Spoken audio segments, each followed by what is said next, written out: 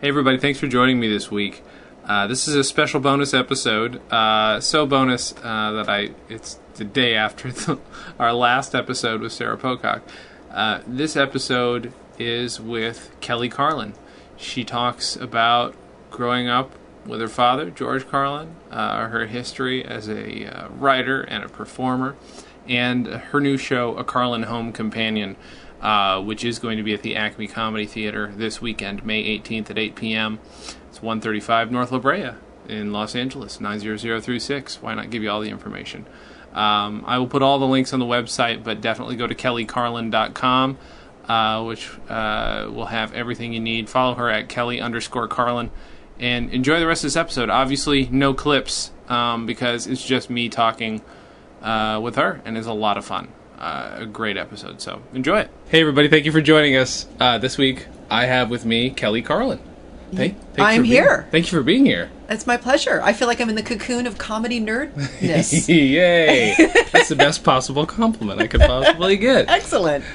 It was nice. I got contacted, I was asked if I would like to have you on my show, to which my answer might have been, "Are you fucking kidding me?" But I instead said, "Yeah, great, that'd be nice, wonderful." So you were doing. Let's start off. You're doing a show right now. Yeah, I've been doing it for about 2 years now. Holy cow! Really? Yeah. Is it? Are you developing it, or is it the same thing? Oh no, I'm done. I am done developing it. We're going to New York in the fall with it. Amazing. Yeah. No, we started developing it in around this. Well, actually, way earlier this time of year. In 2011. Okay. In February. Basically how it started was in the fall of 2010, Lewis Black invited myself and my husband on a cruise ship that he was doing a comedy cruise. He was just like, he didn't know if he wanted to do this or not, but he's like, fuck it, I'm going to bring people I want to hang out with on this cruise ship. And it was like a normal size Royal Caribbean, 2,000 people craziness. But they were going to have 400 hardcore Lewis Black fans come on board. And then he invited like 6 or 7 of his stand-up friends to come and just kind of rotate each night. Someone opens, someone features, someone headlines. Crazy. And then he had a couple of daytime slots that he needed to fill. And he said, and he knew I was a storyteller. And he's like, can you just come on and I don't know, play some videos of your dad and tell some family stories. Right. And I'm like, sure, anything to get on a cruise ship for 7 days with Lewis Black, Kathleen Madigan, John Bowman, Ted Alexandro, John Panette. Wow. I can't. A couple of other people I can't remember.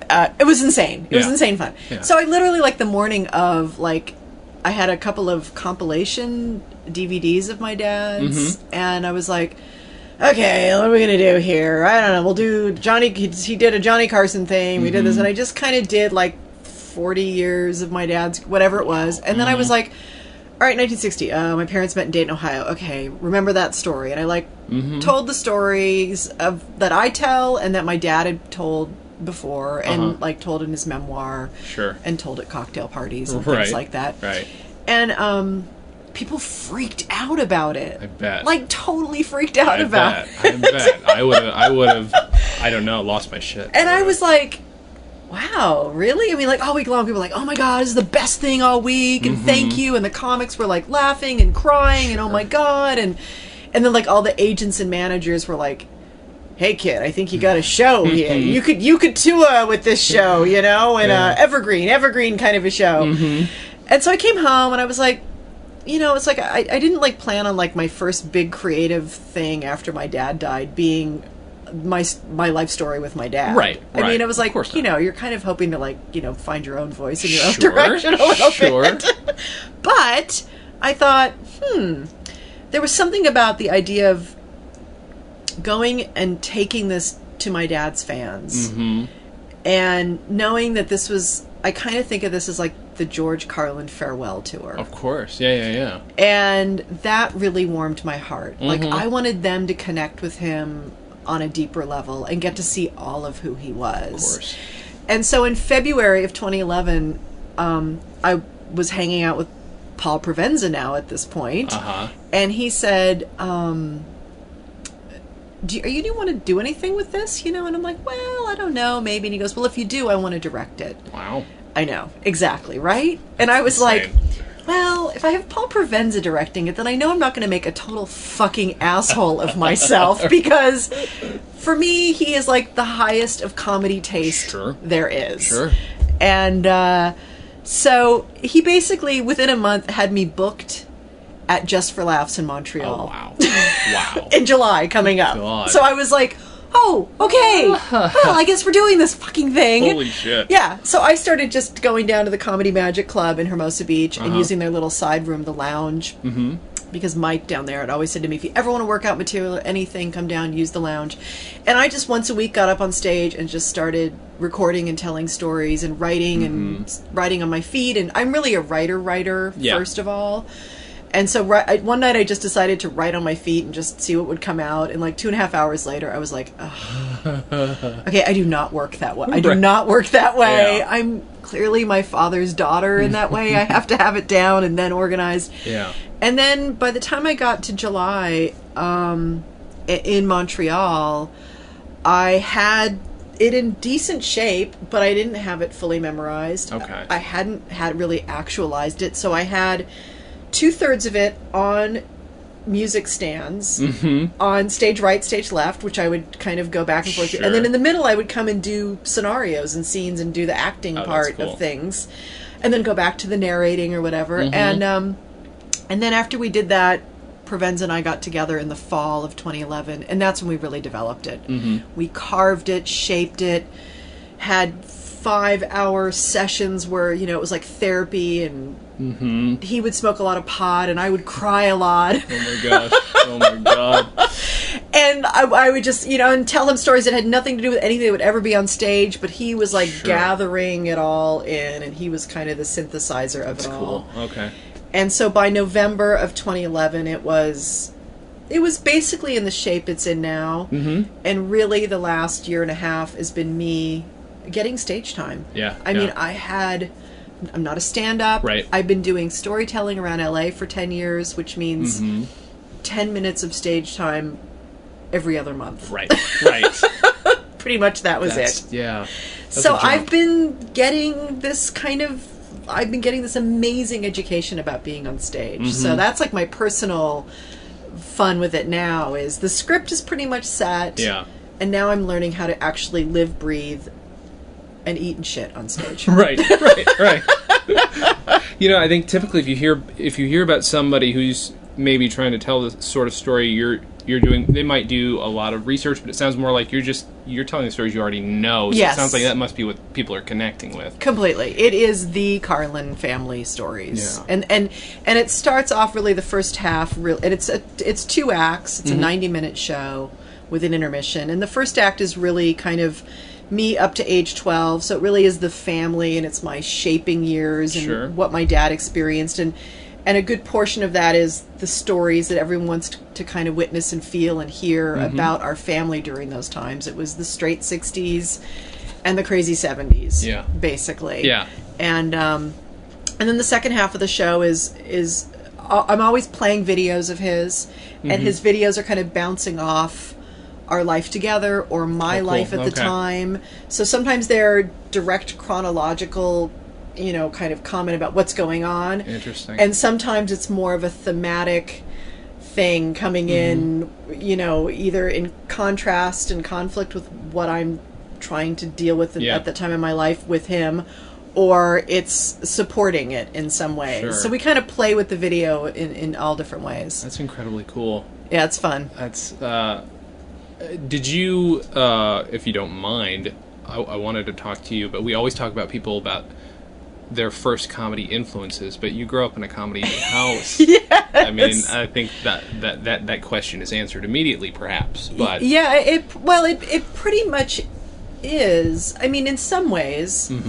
I mean, the very first time I saw my dad on TV, I was somewhere between 2 or 3 years old, and my mom was very excited. Daddy was on TV, and she got me all situated in front of the television set. Now, of course, this is 1966, most likely, so your TV was a piece of furniture in your enormous console thing, as you all remember. I don't know if you do. You're a little young. Yeah. But, and I guess, I have no memory of this, but I guess what happened was Dad came out, and introducing George Carlin, and my dad came out on stage. I don't know if it was Ed Sullivan or what it was, and I proceeded to scream and cry, "Where's my daddy? Where's my daddy?" and run out of the room. Oh, no. Yeah, I can imagine that'd be traumatic. Because, suddenly my dad was about, 4 inches tall and stuck inside of a box. Oh my God, the only person he scared that night. Yes, pretty Bringing much. pleasure to the country. And then, holy cow. Yeah. So, I mean, was it...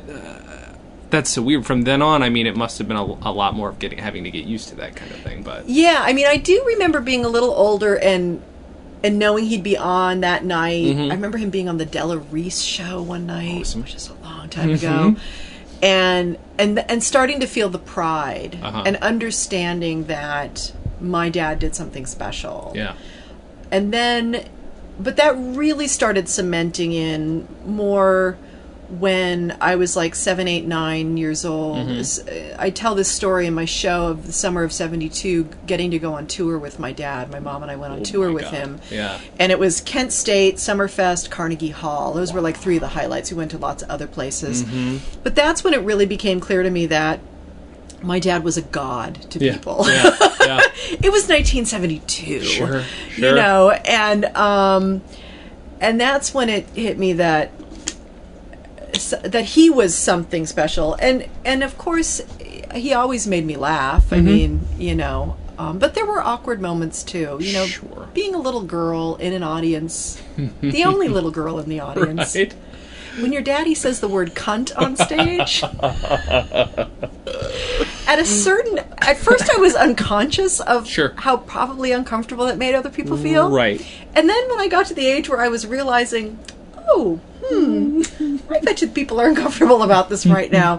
So I think somewhere inside of me I was like, I've got to act like it's really okay. Right. I'm really cool with this. When I'm realizing, maybe I'm not supposed to be so cool with this. Right. Who knows? But yeah, I mean, so certainly Dad was but for me it was, TV. I was a TV kid. I grew up in front of the TV. Sure. So Lily Tomlin for me was the first person that I guess Lucy, Lucille Ball, but Lily Tomlin was the first one who was doing stuff that was like, I want to do that. Yeah. I mean, she was playing a little girl Right. on TV, and it was like all the funny little girls in the country could do that character. Sure, yeah, of course.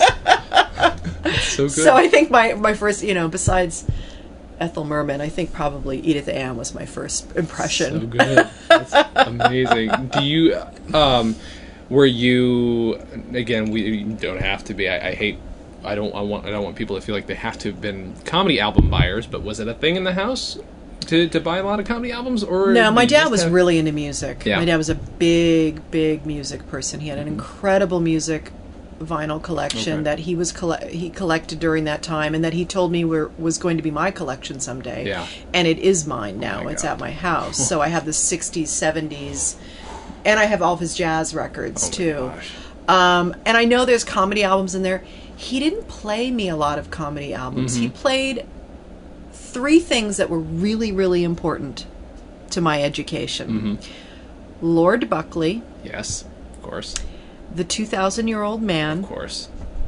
And Ruth Draper. Wow. Yeah. Those were the 3 things that he wanted to make sure that I got an education on. He probably felt that the rest of it, the culture would take care of. Sure. And I mean, and I remember some Bob Newhart, some Cosby, but I don't know if that was later I heard that earlier stuff, but we as a family certainly watched, if people like that came on, we were watching them on TV. Yeah. But, Mary Tyler Moore Show was an Sure. Loved that. Laugh-In. Bob Newhart Show, of course, and the Carol Burnett Show. I mean, Carol Burnett for me was another of course. huge hero of mine. And watching my dad be able to cry tears of joy when Yeah. Tim Conway and Harvey Korman would be going at it in a sketch toe to toe. Yeah.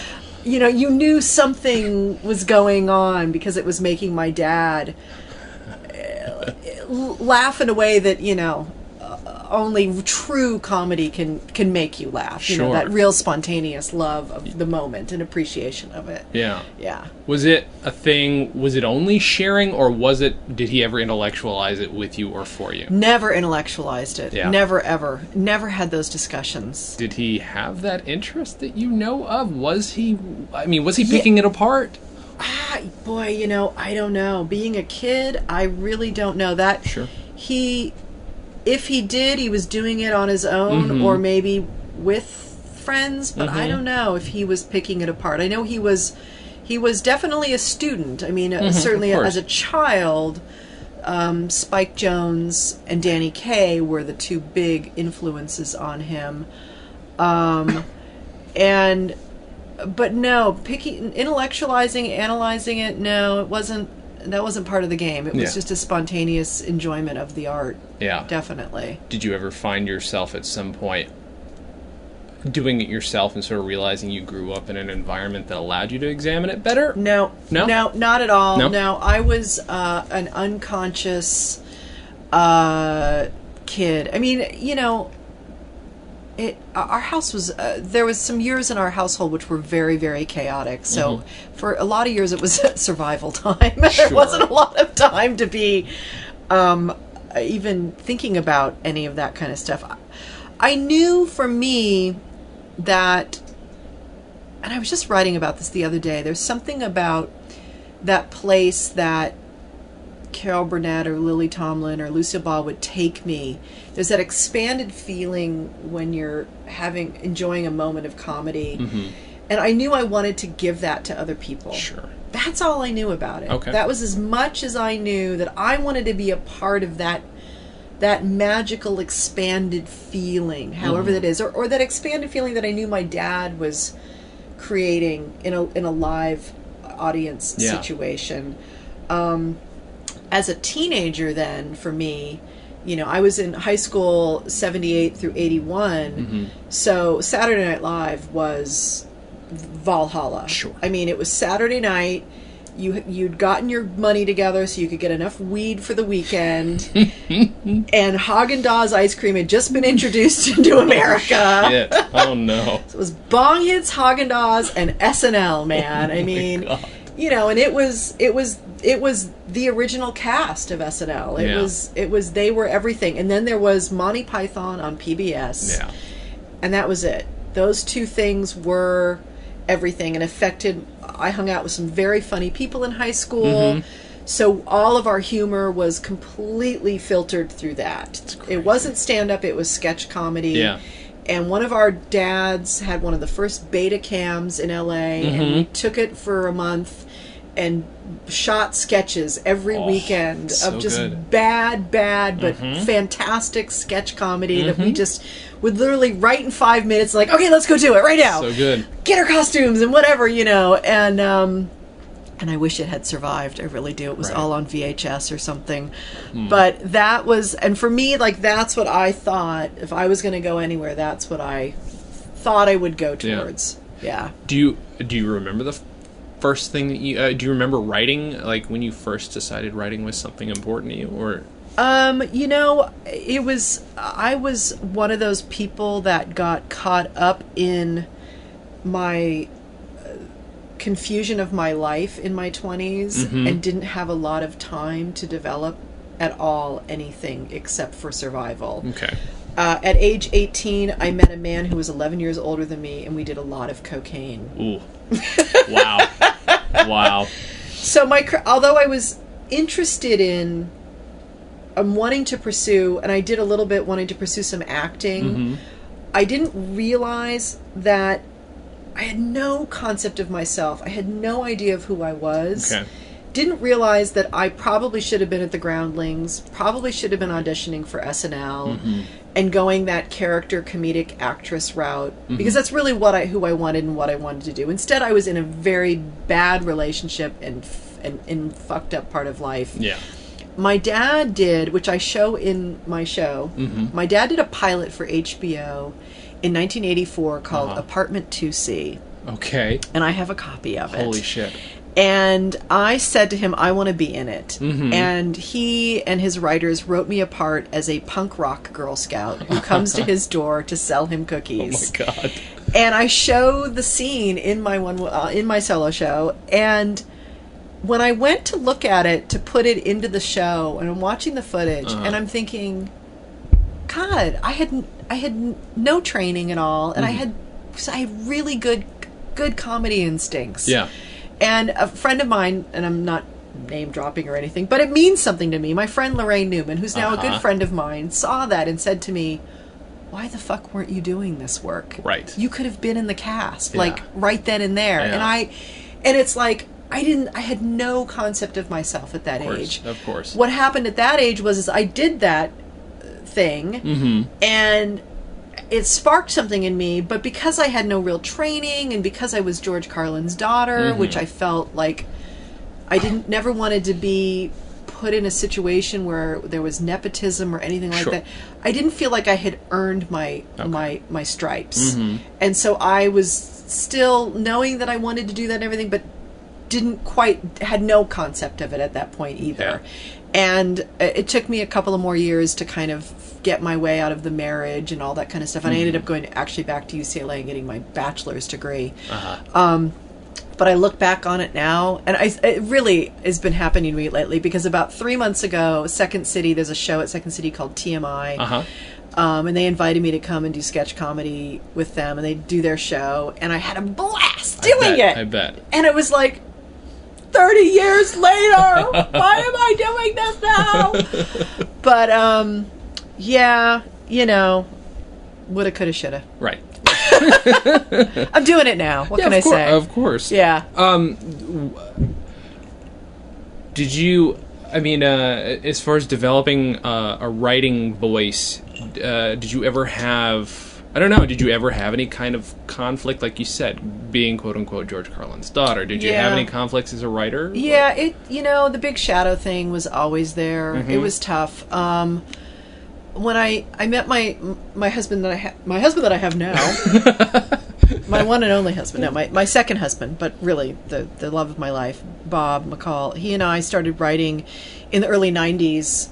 Started writing sitcoms, spec scripts, and that was like enough outside of my dad's purview that it felt safe to do that. Okay. So we wrote a bunch of spec scripts. We ended up writing a B movie that actually got made. It's Rose McGowan is in it. It's called Devil in the Flesh. Oh yes, of course. And we wrote it as a total tongue-in-cheek comedy, awesome. but it's B movie thriller. Right. We would like wake up in the morning and say, "How are we going to kill the grandmother?"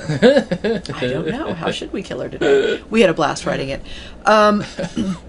But it was the shadow thing was always big with me, and it's always been hard for me, kind of the official Hollywood thing. It was always terrifying for me. I never knew where I could fit into that. I had a lot of issues around it. And then when my dad did his Fox show, the George Carlin show, Bob and I pitched him an idea for a show, for an episode, and he loved it and ended up pitching it to Sam Simon, and who was running the show at the time. We weren't allowed to pitch it to Sam. Sam wouldn't even barely allowed me onto Warner Brothers. He didn't. He's got a thing about nepotism. He really. Okay. He's an interesting guy. I'm leaving it at that. And bless his heart, I know he's dealing with serious health issues right now. But so we pitched it to my dad. My dad loved it, and my dad pitched it to Sam, and Sam loved it. And my dad said, "Oh, Bob and Kelly happened to pitch it to me. Yeah, we want them to write it." So we ended up writing an episode and having a blast with that and everything like that.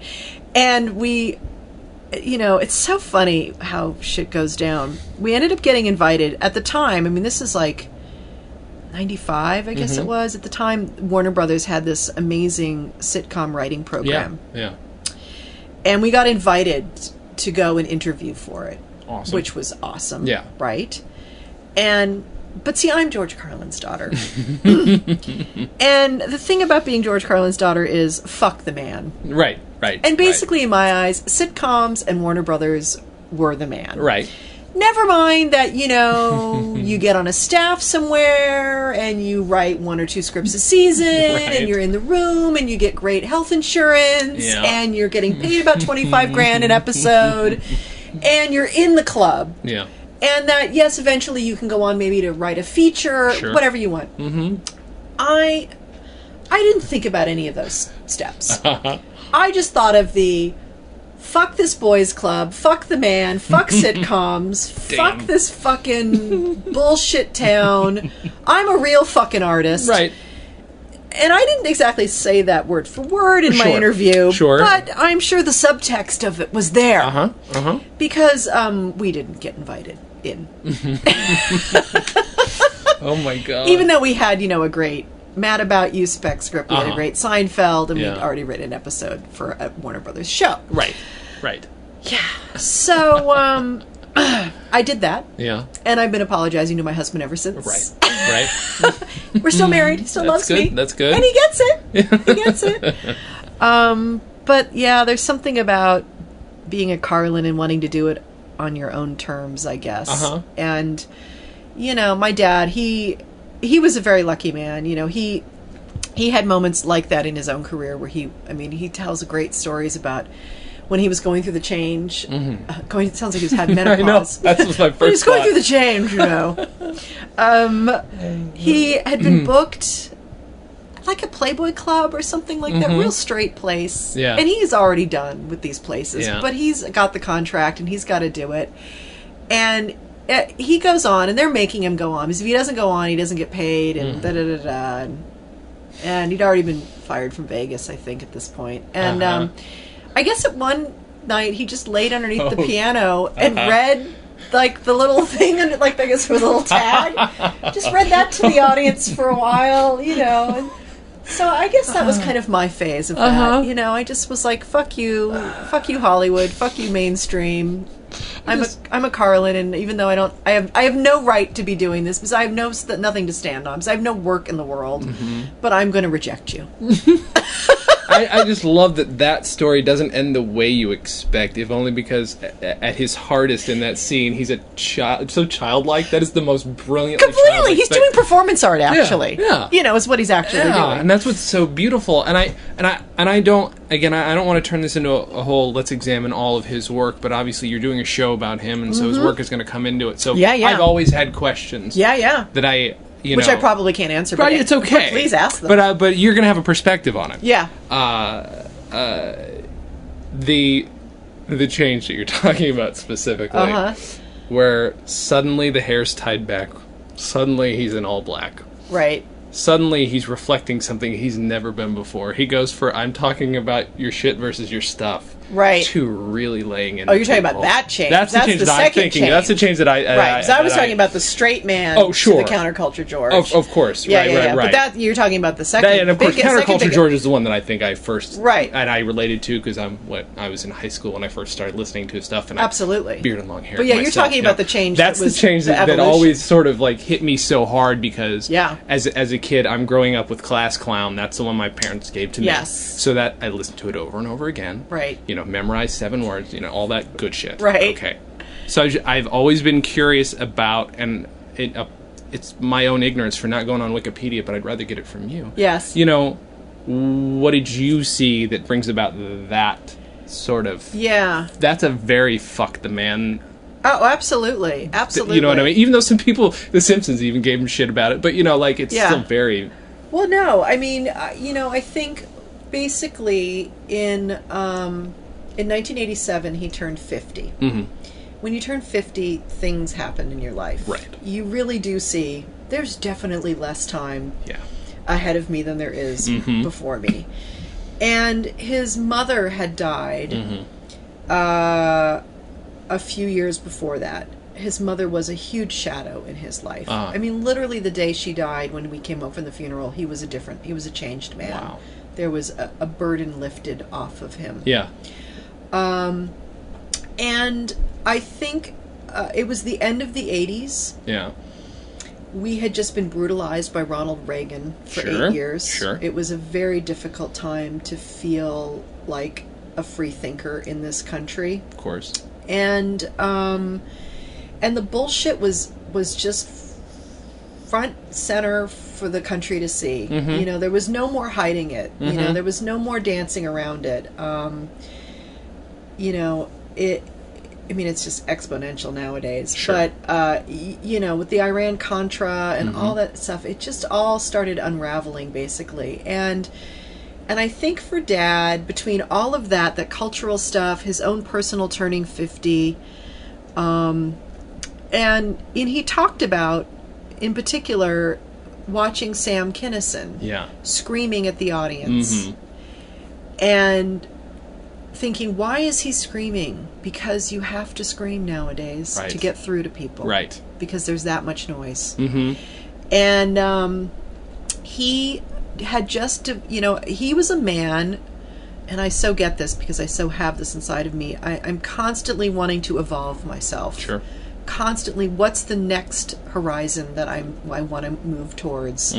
The minute I get somewhere, it's, okay, this is great, now what? Yeah. And that's who he was too, lucky for us, because he was always finding his next personal edge. And he just started doing material that was just so much more on the nose commentary, directly, you know, about what was going on, and not feeling any need to take care of the audience anymore. Right. There was something about that. He was learning that, and probably also, I'm guessing, because he'd had enough decades in this business, and he knew he'd already survived. I mean, like, you know, and I talk about it in my show, the late 70s, early 80s, I play a clip of Rick Moranis from SCTV doing an imitation of my dad. I have not seen this clip. It's really great. Oh my God. And he does this thing on beets, the vegetable beets, and he's like, beets, beets, beets, beets, you know, and it's like the ultimate, you know, staring at your navel kind of observational humor. And I think my dad was in some ways very thin-skinned, and I think it kind of destroyed him in some ways. Like, oh shit. And the way I talk about it in my show is it's like, you know, he was the straight guy, was a successful straight comic, and then he was the counterculture god. Sure. He and Pryor went out and changed the world and set the stage for all these other comics. And then he somewhat became an institution, and he became in some ways part of the establishment for these young guys coming up. And SCTV and SNL were just different creatures to him. He loved it, but he didn't get it. You know, it wasn't his thing, wasn't his generation. And I think he realized, I need to figure out who I am again. So that's when he started to, and that's when the stuff, you know, he started to kind of build in that time. And I think the peak of that was the late 80s. I think he talks about the What Am I Doing in New Jersey show. I think that was the first one where he really came out and had some things to say to the audience. And that we were all kind of like, ooh, wow, this isn't going to be cute and funny all the time. You know, there's an edge here. There's an anger here. And I think he was really freed by that. I think he really was. Really, really freed by it. And then Jammin' in New York, which I believe is except for Modern Man, that one piece, I really believe that whole show is such a tour de force of his voice, which he ended up building on for another however many years, 15 years. But man, that is just, it's pure perfection, that whole show. And he really, I mean, he said, and I think he even said it to Jon Stewart in 97, you know, that after 30 years of comedy, he realized that he'd found his artistic voice. He'd really found it finally. And he knew who he was completely. And he didn't give a shit anymore what anyone thought about him. And of course he did, because he's a comic and he wants people to laugh. But he freed himself of something there. That's insane. It's just so it sounds like it shocked you just as much as it might have the typical audience. So. I mean, it shocked and it energized me, because I was I always loved when he spoke a truth and it shattered something in the room. There's something about that that's so thrilling. And so, I mean, I think it's growing up at the times I did, and of course him being my dad, and witnessing the country and the way it went. But, you know, truth tellers have always been important in my life. Yeah. And to have my dad be one, and telling a truth that, and telling it in a way that's poetic and funny, Yeah. and worldview shattering all at the same time. Right. Fuck, man. Yeah. It's hard. exciting to be in the audience when it's happening, and it's exciting to know it's my dad doing that, and it gives every one of us who want to express that in the world great hope that we have a platform to do this too. Sure. And that we want to dedicate our lives to that. Yeah. Do you... it's easy for an audience member, for somebody who is, especially who is a stand-up, who gets to do a new hour every year or every couple of years, whatever. It's easy for me to demarcate someone's evolution. Yes. Harder, maybe impossible if you're the person doing it. Maybe a little less hard if you're somebody who's related to them who gets to see that. But for yourself, do you get the opportunity to take a step back and actually, are there demarcated points where you can look at your own evolution as a writer? Oh God, yes. Yeah. I mean, I got my master's in Jungian psychology, so like my evolution is like all I ever think about. I mean, I'm a storyteller that talks about myself. I'm an autobiographical storyteller, so I'm always trying to find the narrative through line in my life story. Yeah. And I, you know, doing this show, I did another one-woman show in 2000, which really was the first time I sat down. My mom died in 97 of liver cancer, and that completely changed my life. Sure. And, of course. But that's when I really knew, it's like, oh, you can be hit by a bus any day. Like, shit or get off the pot, Kelly. Like, if you want to be a writer-performer... then fucking go do it. Yeah. You know, stop sitting around going, well, when will someone tell me that I'm okay and I'm lovable? And so I spent about 2 years and just really walked through my life and looking at my own life. Now looking back on it now in this fine year, oh my God, I can't believe it's 2013. I mean, I really see that I was always putting my toe in the water and checking the temperature and going a little further in and then getting freaked out and getting out of the water. Sure. And I was a frustrated artist. I was someone who was in my home, writing a lot, thinking about a lot of things, but terrified to go out in the world with it. I never wanted to be a stand-up. Never ever saw that as something... My dad even said to me, I don't want you doing that. Really? Yeah. Which is a little difficult to hear. Sure. Because, I mean, I made my dad laugh all the time. So I knew it wasn't that. Right. But a part of me thinks, well, maybe it was that. But I get that he knew it was a fucked up life. Yep. It's a... Life on the road is tough. He saw what life on the road did to our family and what he had to endure. And he had an audience. Yeah. He had an audience. Right. When you don't have an audience, it's a whole different road. And then on top of that, being someone like him's daughter, you know, I'm sure he didn't want me going on stage and some drunk asshole going, hey, bring the funny Carlin out. Right. Oh, that would have been a fun moment. I would have thought I'd come back for that, though. Maybe I would have... So I never wanted to be a stand-up, but I knew I wanted to be on a stage saying something to people and impacting people. Yeah. And doing it in a way. Right. And so I did a lot of toe in the water and then back again, toe in the water, back again. And wrote this one-woman show in 2000, sent the script to my dad. It was really about my mom's death. Okay. And I had this kind of real awakening, like this amazing awakening. I mean, I guess you could call it a spiritual awakening, but really like a sense of who I am and what I felt my purpose was, and really this experience that I had around my mother's death and the intensity of it, and then also growing up in this kind of crazy household that I grew up in and being able to. It was called Driven to Distraction. Okay, and the thesis was basically like, you know, so many things distract us from who we really are until the very thing you don't want to happen comes in your life, which is the death of something or something big. Sure. And then you can no longer really distract yourself from it. Right. And then you realize, oh, I need to really live my life. That's kind of was the thesis behind it. So I sent the script to my dad, and, you know, I hadn't thought about this then, but now when I look back on it, I can really see, you know, when people talk about my dad and Pryor, I really see that they each occupy two different universes. Because although you think you know my dad never talked about his life on stage. Right. I mean, early, yes, okay, Tippy was on in there, and I believe I said that Tippy did a number 10, 5-2, or whatever else it was. You know, and he pulled from his life, but he never talked about his wife. He never talked about his drug addiction. He never talked about any of that. Pryor, on the other hand, would be living his life, and 6 months later he's on stage telling you what it's like to be on fire running down his driveway.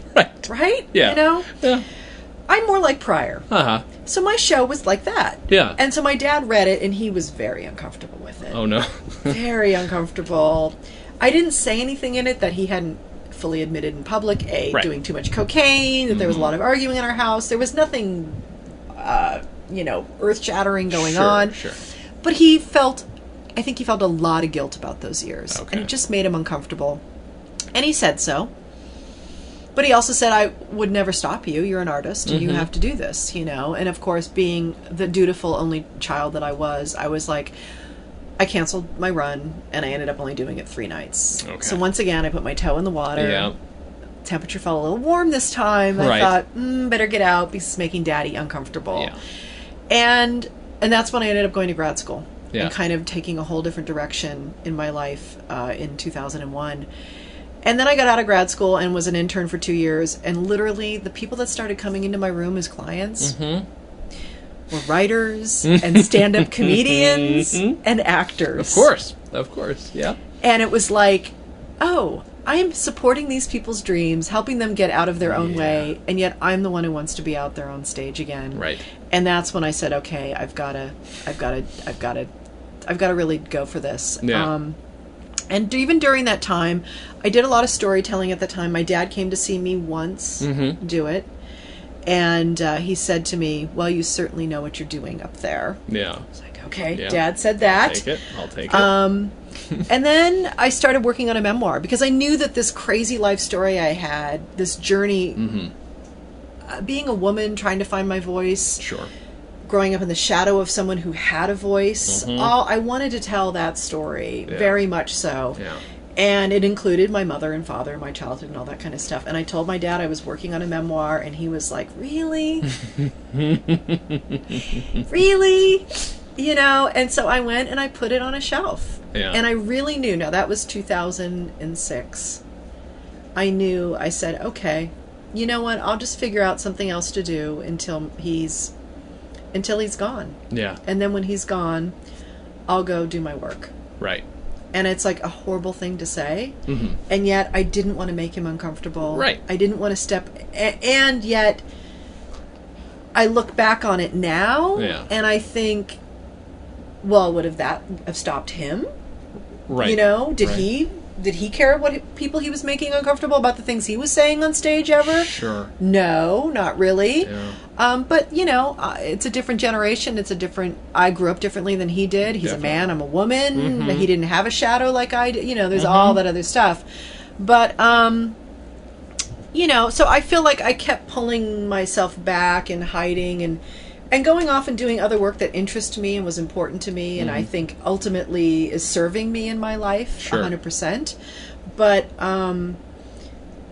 you know, it's like but the weird thing is too is that I was thinking about this driving up here, that before my dad died, I didn't know a single comedian personally. Interesting. That's interesting. Didn't hang out with them. Yeah. Dad didn't. I mean, I know Dad knew them and talked to them and had influenced a lot of them. And I knew he'd go into clubs and he'd check out people and he was on the road, and I knew, and he had phone conversations and relationships with young comics coming up. That's cool. I didn't know any of that until after he died, by the way. Because I was living my life. And Dad had his life. Yeah. But I didn't know any comics. Wasn't even part of the comedy world. That was Dad's life. And yes, I had some sort of little halfway entry into it, but not my world, not my life. Right. Never went to comedy clubs. In fact, hate comedy clubs to this day. I'll go see my friends every once in a while. Right. But literally the day after my dad died, these comics started calling. Of course. And now, and really because of Rick Overton and Paul Provenza and really Provenza, because he is this kind of connoisseur of comedy. Sure. I am now... It was so incredible that first year between my dad's fans and the comics, how they embraced me. Mm-hmm. I would not have survived without them. I'm... And because of that, now I feel like I'm doing this work, Mm-hmm. and it's a whole different entree into it. Mm-hmm. You know, I know I have to show up. I have to have the goods. Right. I have to have my craft. I have to do the Sure. work. But I get to have a different conversation with them now. Mm-hmm. And I'm really honored by that conversation. Really, really honored that I get to be someone who gets to meet his fans and talk to him, and gets to be with the comics now on a different level. You know, that, you know, I'm George's daughter, but he's not here hovering. I mean, he is always hovering. Of course. God help us. But he's not physically hovering anymore. You know, I wouldn't show up going, hey, you know, whatever. You know, I feel like I've been embraced into the bosom of these comedy, you know, ladies and gentlemen. It does such a beautiful take way. a bit to kind of wiggle your way in there, though. You don't. It's not enough to be. Oh no! Anyone's daughter. That's no, not enough. Not in this fucking. Not with comedians. So that's what's impressive on its own. Yeah. I mean, it has to come somewhat. You a minute ago you were talking about the shadow, but at the same time, a second later you're talking about would he do this? So there's obviously something about him that you emulate, or that's very important to you to live up to. Yes, absolutely. You know, there's a standard. Of course. A huge standard. And a lot of people maybe in your position the bitterness would maybe be overtaking them, you know what I mean? And to learn so much about yourself, especially creatively, as a result of just everything that you've gone through. Yeah. And again, still to appeal to comedians and impress them is, you know, it's a big skill. I think the thing that my dad embodied, and therefore I embodied, and my mother embodied it too, and comics, and everyone who knew my mom would stand behind me on this, is we're an authentic family. We're just authentic people. Mm-hmm. And I think that in comedy, that is everything. Yeah. It is, I mean, especially nowadays, it's all about being authentic. Sure. And I think that serves me more than anything else in my craft. Mm-hmm. Learning my writing craft is important. Learning to be on stage has been is an incredible experience I'm having right now, and improving my writing all the time.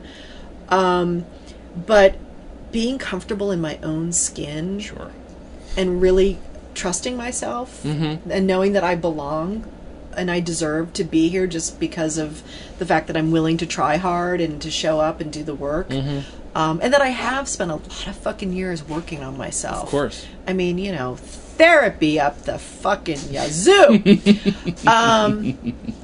And so I, you know, and it's always a balancing act too, you know, because the ego is such a little fucker. Mm-hmm.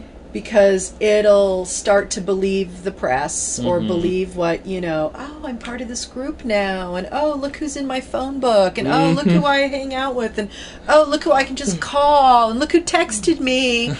And my funny thing is, my dad was always starstruck. Yeah. And I'm always starstruck too. So a part of me is always like, oh my God. That's awesome. That's so good, though. But the other part of me is like, just breathe, right. Kelly. Sure. Just fucking breathe. Sure. They're just another person. They shit just like you do. and you just got to remember to kind of come back into your own skin. Say that we're all humans here. Yeah. We're just being real, and none of that ookie energy. I call it the ookie energy. I'm finding, at least from talking to a lot of people on this podcast, I mean, this is 62 some episodes now, I get the feeling, and this is just positive, makes me happy, that the tears of the clown comedian is slowly maybe going. I mean, if a man, again, it sounds like you said, you're a real family. He doesn't sound like a man who's tearing himself apart constantly and just, you know, filled with self-hate. No. You know what I mean? That's such a thing. People really feel like they have to do that to be that. To be funny. Yeah, I think he certainly, he didn't have a daddy. Mm-hmm. I think he had had some demons in his family. Absolutely. Sure. I think he was a man who was very driven. Sure. Extremely driven, perfectionistic. And over the decades, but also a man who had consciousness, had the ability to finally witness himself and evolve. I mean, that is how one evolves, is you start to be able to see your own behavior in an objective way so that you can change it. I mean, that is, I think, the definition of evolution of consciousness. Sure. And so he had that great ability. So he was always working on himself.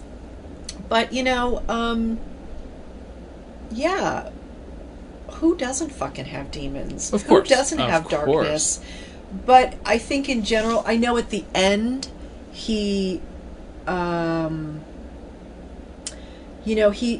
found, God, we were at the Paley Center in Beverly Hills, and they were doing a tribute to him one night. It was just a few months, it was maybe like 6 weeks before he died. Oh, wow. And I think you can even go online and find it. Yeah. It's incredible. There was maybe 150 people. It's a really small theater at the Paley Center. Maybe 150 people in that little theater. Oh, God. And he was... I saw in him that he was an elder statesman, that he was the wise shaman in the room, and that he was comfortable with that, and that he was like this philosophical guy. Yeah. And I saw peace in him, really did see peace in him. Yeah. And I know that his personal life, I know he loved my mother dearly, but they had a lot of baggage in their relationship from all those years. I know that when he met Sally Wade, and they were together until he died, that he had a lot of joy in that relationship. And I know he was tired of being on the road and traveling, but he was always hungry to do the next bit. Right. I have his computer. There's probably the makings of 2 or 3 more HBO shows in there. Sure. In very raw of form. Course. But there are files and files and files of stuff that I really haven't even looked at yet. Right. I look at it every once in a while and just get overwhelmed by it all and think, what am I supposed to do with all of this? Right. My chest gets tight. Oh my God. But I don't know. I do really, though, believe that comedians, the more I learn about comedy, and I thank Paul Provenza for this, because he's really made me a student of comedy, getting to watch people, I look at what it's about, and I really see that people say to me, what's it like hanging out with them? Like, they are the smartest and kindest, for the most part, the smartest and the kindest people I know. Yeah. Comedians. Yeah. They're really sensitive souls, for the most part, but they're so fucking smart they can't keep their mouth shut about what's wrong on the planet or in themselves. Yeah. Because they're always digging and figuring out, what's this mean? What's this mean? What's this mean? And putting it out there in such a way that they're questioning it so that we can question it. Sure. And they're funny. And they're funny on top of all of that. Right. Because I think I do all that other stuff. I call myself a thinker and a communicator and an instigator. But I'm not driven to, get the laugh all the time. Yeah. But I get that drive of, so there is something about, there's an unrest. There's a famous Martha Graham quote that my dad sent to me probably 10 years ago, and it is that an artist is never satisfied. There's always an unrest in us. There's always, the minute you do something, there's what's next. Yeah. And so that darkness, I think, is absolutely essential for a comedian. For sure. Whether you have to hate yourself and be killing yourself with drugs and alcohol and scary sex all the time. Right. I hope you don't have to be doing that. Yeah, well, I don't think you don't have. I don't think you do. No. Yeah, I don't think so. But, you know, there's always that in every crowd. For sure. Yeah. I want to make sure that we get in, that you can tell everybody more about the show, where they can find you online. Oh, yeah. So the show is called A Carlin Home Companion.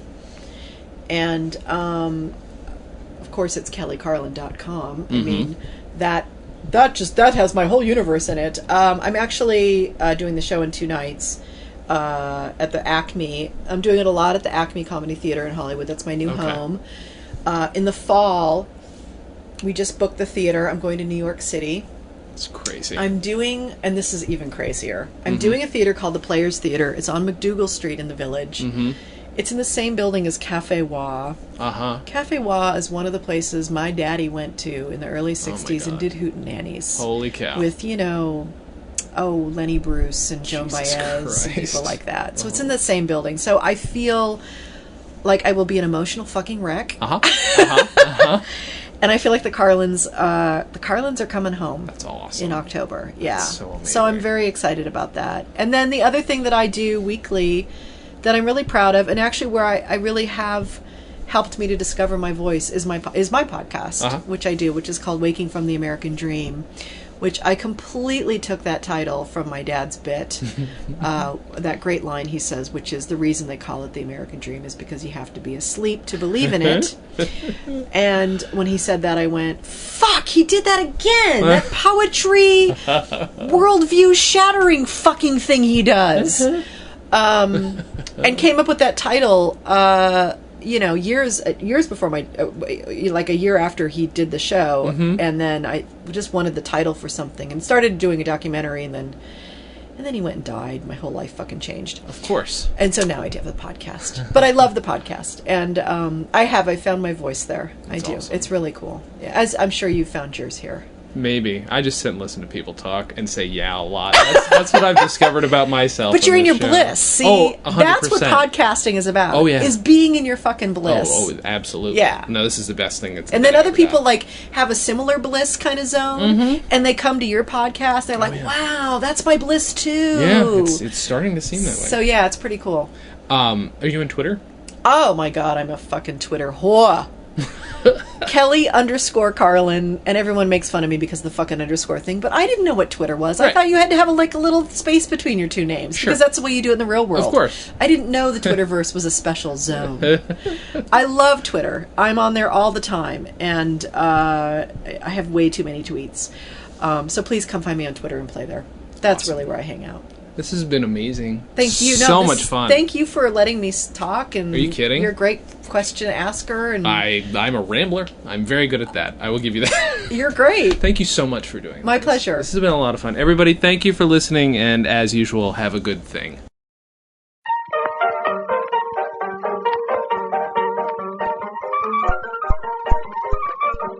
Comedy on Vinyl is a production of Stolen Dress Entertainment. It is produced by Mike Warden and is hosted and edited by Jason Klamm. Visit stolendress.com to listen to our other podcasts, read our blogs, read our tweets, watch our videos, and read our books. Please subscribe on iTunes, rate us highly, and write your reviews. You can follow us on Facebook.com/ComedyOnVinyl and Twitter @ComedyOnVinyl. She painted on the spot. She found a pair of overalls at the bottom of the pot. Tim Nolan, he got ripping mad. His eyes were bulging out. He jumped upon the piano and loudly he did shout, "Who threw the overalls in Mrs. Murphy's chowder?" Nobody spoke, so he shouted out.